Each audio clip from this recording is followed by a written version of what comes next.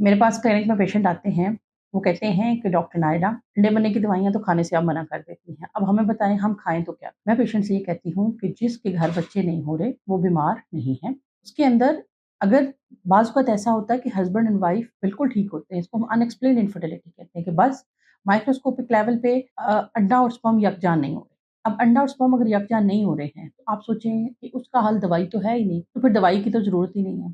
بے اولاد کپل جو ہوتا ہے وہ بجائے اس کے کہ آپ ڈاکٹر سے یہ کہیں کہ ہمیں دوائیاں لکھ کے دیں، کچھ کھانا ہی ہے آپ کو فرٹیلیٹی ٹونک۔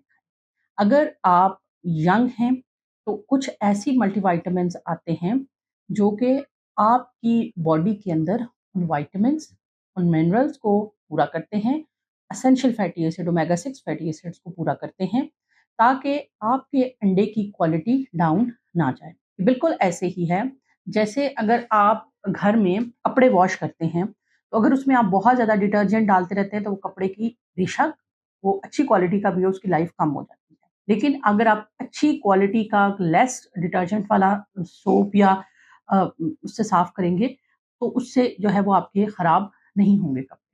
اسی طرح سے میں پیشنٹ کو یہ بات کہتی ہوں کہ آپ کچھ ایسی چیزیں جو کہ آئیڈیلی تو ڈائٹ سے آنی چاہیے، لیکن چونکہ ڈائٹ ابھی اتنی پیوریفائڈ نہیں ہے اور بعض اوقات آپ وہ چیزیں اتنی زیادہ کھا بھی نہیں سک پا رہے ہوتے ہیں، تو آپ اپنی فرٹیلیٹی کو بہتر کرنے کے لیے کچھ ایسے ملٹی وائٹامنس اور منرلز لیں۔ آپ اپنے لائف سٹائل کو اس طرح سے فوکس کریں کہ سیڈنٹری لائف سٹائل نہ رکھیں اور ایسی ورک آؤٹس کریں جس سے لوور باڈی کا ورک آؤٹ زیادہ ہو تاکہ بلڈ کی جو پمپنگ کیپیسٹی ٹورڈز دا پیلوس ہے وہ جائے، تاکہ پیلوس کی طرف بلڈ کا فلو اگر زیادہ ہوگا تو ریٹرن بھی زیادہ ہوگا، جس سے کہ اس کا سکریٹری سسٹم، صفائی کا سسٹم ہے وہ بہتر ہو جائے گا۔ اسی طرح اپنی لائف کے اندر سٹریس کو اوائڈ کریں، اپنی فرٹیلیٹی کو لاجیکلی لے کے چلیں۔ آپ خود پہ ڈاکٹر سے یہ کوشچن کریں کہ ہمارے بیسیکلی ہم آپ کے پاس آئے ہیں کہ آپ ہمیں بتائیں کہ کہاں پرابلم ہے،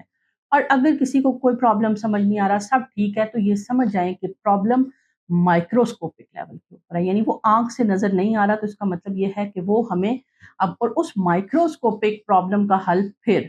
یا تو ویٹ اینڈ واچ ہے، انتظار کرتے رہیں، کبھی اگر فرٹیلائزیشن ہو گئی تو پریگنینسی ہو جائے گی، یا پھر اپنی فرٹیلیٹی کو پرزرو کر کے اپنے ایمبریوز کو فریز کروا لیں اور وہ فروزن ایمبریو ٹرانسفر کروا کے پریگنینسی کریں تاکہ آپ کے لیے جو